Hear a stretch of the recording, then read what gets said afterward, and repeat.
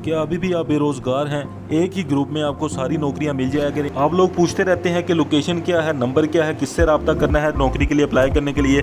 तो यहाँ पर टिकटॉक पर मैं वो नहीं बता सकता, क्योंकि टिकटॉक वाले अकाउंट बैन कर देते हैं। टिकटॉक वालों की तरफ से मुझे वार्निंग मिली हुई है। इसके अलावा वो कमेंट्स भी डिलीट कर देते हैं। अगर मैं नंबर भी शो करूं, ये देखिए आपके सामने मैंने स्क्रीन पे शो कर दिया हुआ है। लेकिन आपको परेशान होने की ज़रूरत नहीं है।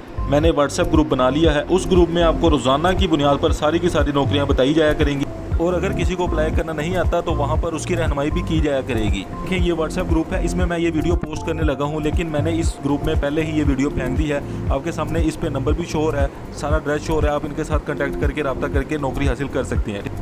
लास्ट में जो ज़रूरी बात है वो ये है कि इस ग्रुप की फ़ीस भी रखी हुई है, लेकिन जो फ़ीस है वो बहुत ही कम है। सिर्फ़ और सिर्फ 100 रुपये पर महीना है।